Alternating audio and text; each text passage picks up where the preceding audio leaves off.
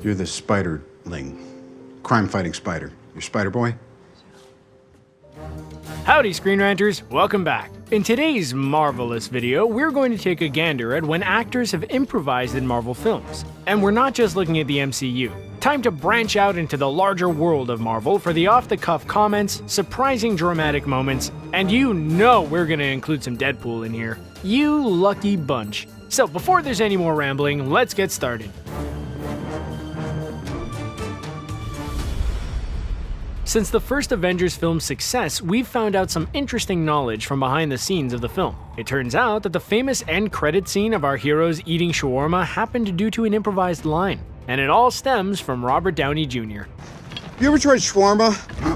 When Tony Stark falls back to Earth and is revived by the Hulk, Stark suggests the team get shawarma, something that wasn't in the original script. Director Joss Whedon loved it so much that after filming had finished, he wanted that scene included. Only he had to wait until the international premiere to shoot it with the cast. Hence why Captain America is covering his face in the scene. He had to hide his bearded face with prosthetic makeup. He needed the facial fuzz for his role in Snowpiercer. In the origin film Captain America: The First Avenger, we saw how skinny Steve Rogers became the shield-tossing super soldier of America. After he's been given the serum and emerges from the container, he's now the buff Rogers, and Peggy Carter approaches to check on him. But she can't hold back. She releases her inner Patrick and touches Cap's peck. It only happens for a brief moment, but it was enough. Afterwards, Carter reluctantly gave him a top to put on. Later on, the actor behind Carter, Haley Atwell, spoke in an interview about how that scene wasn't in the script. Instead, she just reacted in character. The crew loved it so much that they filmed that scene several times with Atwell stroking Steve. The scene that involved a deranged Eddie Brock in a restaurant was a highlight from Sony's Venom film. In this scene, Eddie is unknowingly reacting to the alien symbiote now in his system, which is understandable. Because of this, he is extremely hungry and also has a high fever. As it turns out, one of the main features of the scene wasn't in the script. When actor Tom Hardy was on the set, he spotted the gigantic lobster tank. After many conversations with the film's crew, the scene was rejigged for Hardy's wishes. He was then allowed to dunk himself into the tank with his crustacean friends. Robert Downey Jr. can get away with a lot on set in the MCU. For the filming of the Avengers, he was notorious for hiding snacks around a scene. In between takes, he would nosh on some treats. The crew spent time to find all the stashed goods on set, only to come up empty. In one scene, Bruce Banner, Tony Stark, and Steve Rogers are talking in the lab on the SHIELD helicarrier. As the scene goes on, Stark pulls out some blueberries and begins eating. He then offers them to Banner and Rogers. As it wasn't in the script, Chris Evans and Mark Ruffalo had to improvise their characters' reactions. Joss Whedon loved Downey's improv so much that he had to keep it in the final cut. And the next Avengers movie was sponsored by California Farms Blueberries. Just kidding, we tried a little improv there ourselves. Thor Ragnarok is well known for the creative freedom given to the actors. Director Taika Waititi left many of the film's scenes unscripted and let the actors do what they felt best. Supposedly, 80% of the film was unscripted, and that's coming from the director himself. So it comes as no surprise that at least one of the film's moments would hit our list. As a way to disarm some guards, Thor would pretend Loki is injured and shout for assistance, only to toss Loki at the guards and take them all out like some form of Asgardian bowling. It seems it's a plan that has happened many times before. There wasn't much faith in the Guardians of the Galaxy film when it was first announced. Aside from the hardcore comic fans, much of the audience hadn't heard of the space team, so the actors were given some freedom in order to push their characters. One such actor was Chris Pratt as Peter Quill. In one scene, the group had been captured by the Nova Corps. As they're being put through the system, the Corpsmen are discussing each character's backstory. Very helpful for the audience. Once it's Star-Lord's turn, Pratt decided to showcase Quill's attitude. Oh, I'm sorry. I didn't know how this machine worked. There was much surprise when Michael B. Jordan was announced as the Black Panther villain Killmonger for the then upcoming film. At the time, he still had the stink on him from the dire Fantastic Four reboot. However, his transformation into Eric Stevens proved to be a brilliant piece of casting. In one scene, Killmonger had willingly allowed himself to be captured in order to meet with T'Challa. As he explains exactly who he is, T'Challa's mother Ramonda protests the accusations, until Killmonger shows proof of his parental lineage. And with that, Jordan muttered the line, "Hey, Auntie." Ramonda actor Angela Bassett confirmed in an interview that the line was indeed improvised. The short line showed Killmonger's personality perfectly and became an iconic line from the film.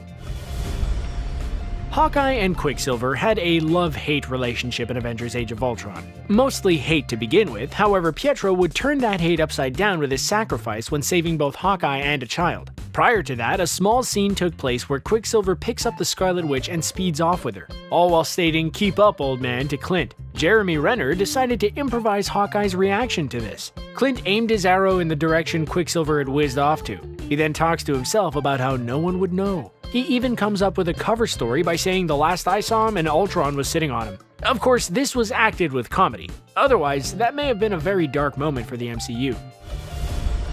Acting is hard. They have to know their lines, the other actors' lines, how to react, and where to stand in the scene. It's tricky. During Captain America Civil War, the debuting Tom Holland ran into one of these problems. While in Spider-Man's bedroom, Tony's attempting to recruit Peter for his side. You're the Spiderling. Crime-fighting spider. You're Spider-Boy? During the scene, the two characters switched from walking to sitting many times. When it came to Tony's turn to sit down, he couldn't. Tom Holland had his leg on the bed. In character, Robert Downey Jr. had to improvise by stating, I'm gonna sit here so you move the leg. Holland stays in character and does exactly what Downey said. It goes to show how well Downey knows his character that he can easily replicate Stark on the fly. X-Men First Class was the start of a reboot of sorts for the Fox franchise. After X-Men Origins and Last Stand, the franchise definitely needed a redo. In First Class, we get to see a montage of Charles Xavier and Magneto going on a recruitment drive. They meet many mutants who showcase their powers and are persuaded to join their team. One character they meet is Hugh Jackman's Wolverine. This interaction was actually improvised by the Australian actor himself. Xavier and Magneto track down Logan in a bar as he's quietly drinking whiskey and puffing on a cigar. The two approach and introduce themselves, but Logan doesn't care. In fact, he tells them to go aggressively cuddle themselves. They definitely got the message and promptly left.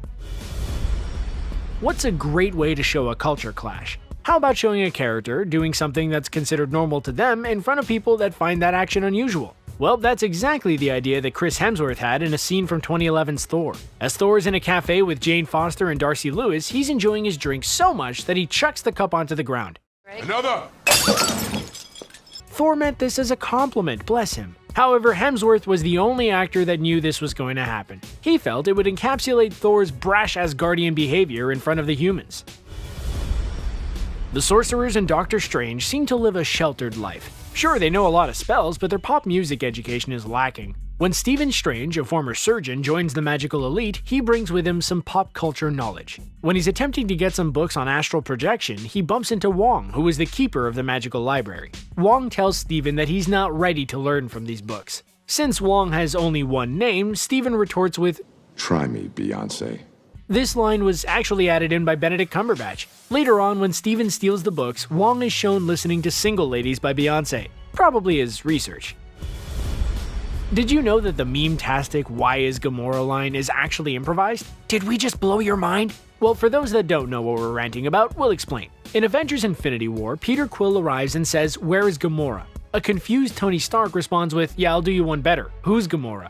Drax, who's lying on the floor thanks to Stark, chimes in with, "I'll do you one better. Why is Gamora?" The actor behind Drax, Dave Bautista, confirmed that he spontaneously came up with the memorable line. After the line was uttered, it became one of the most famous lines from Infinity War.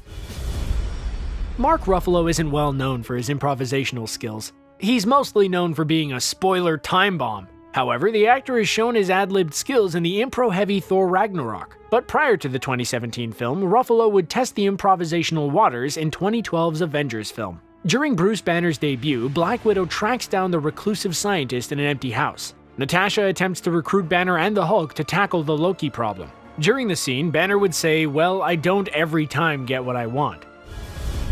Introduced in 2016's Black Panther film, Shuri would be known as the brains behind Wakanda's advanced technology. The cheery character bounced off T'Challa effortlessly. One area in which she was able to brandish her character was when an injured Everett Ross was brought in. T'Challa wanted to use his country's tech to save the CIA agent. When Shuri sees what her brother brought her, Letitia decided to add in a line of her own. Great, another broken white boy for us to fix. It's remembered as one of the funniest lines in the film.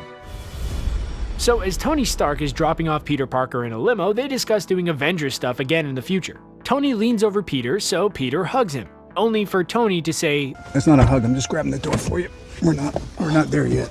ouch, Mr. Stark. Tom Holland's hug wasn't in the original script. He thought it'd be funny to embrace Brownie as he reached across, which caused Downey to react in character as well. With awkward comedy gold like that, they had to keep it in.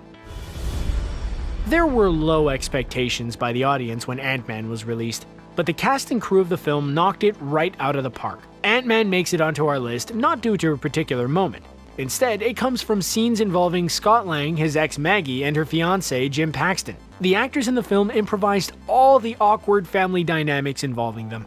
Judy Greer, who played Maggie, spoke in an interview about how much fun they had devising the scenes. She also apologized to the editor for all of their laughing in the scenes.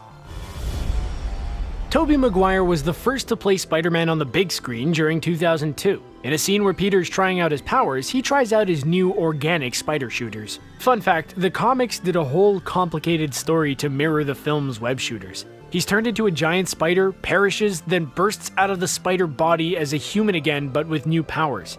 Comics can be weird. Anywho, in Sam Raimi's film, Spidey stands on top of a building and does various hand movements as well as shouting out commands. Many of those commands came in the form of DC character references, such as Shazam and Up, Up, and Away. All the hand movements and commands were added in by Maguire himself. Raimi let his star get creative in this fun scene.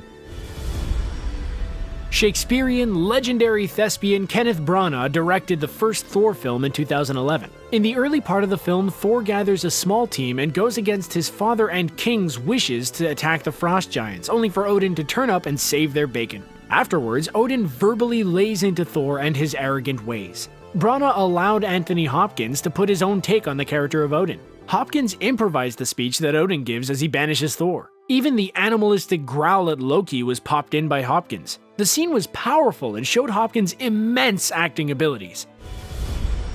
After years of harassing Fox executives, Ryan Reynolds finally got his wish of a solo Deadpool film, which was much needed after what they did to Wade Wilson in X-Men Origins Wolverine. Look at him. It's awful. So that brings us to 2016. Controversial actor and comedian TJ Miller was given the role of Weasel. The filmmakers chose Miller as they needed an actor who could easily bounce off Reynolds. In particular, during the scene after Deadpool shows his newly disfigured face to Weasel, many of the insulting quips were improvised by Miller. You look like an avocado. Due to all of Miller's legal issues and controversies, he probably won't be included when Disney takes over the Deadpool franchise.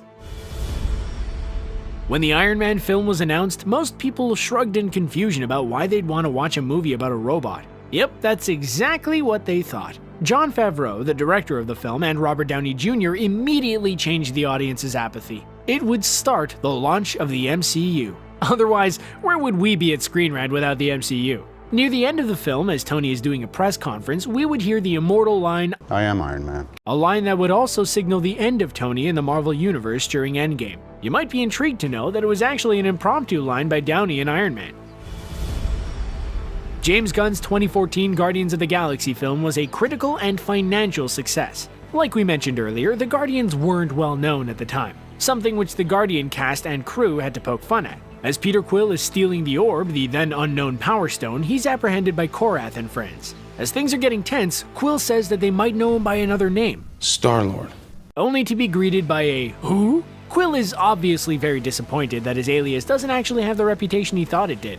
This part was suggested by Chris Pratt as a fun meta moment. With many scenes from Thor Ragnarok being opened up for spontaneous dialogue, the actors could flex their thespian muscles. As Thor is caught and forced into the gladiatorial area, he's greeted by the person he's fighting, which turns out to be Hulk. Thor cheers with the reveal and says to the Grandmaster, "We know each other, he's a friend from work." This amazing line didn't come from the minds of the actors or crew, however. Instead, a child from the Make-A-Wish Foundation suggested the line when they were visiting the set. Oh gosh, now on to one of the most heart-wrenching scenes in Infinity War. Sorry all. On the bright side, it kinda worked out for the character in the end. Kinda. Of course, we're rambling about Spider-Man and his dusting. According to one of the directors, Joe Russo, the lines in the scene with Peter and Tony were improvised there and then, including the lines, "Mr. Stark, I don't feel so good," and "I don't want to go," as he begs Tony to help him. One of the most tear-jerking scenes in the whole of the MCU wasn't even scripted.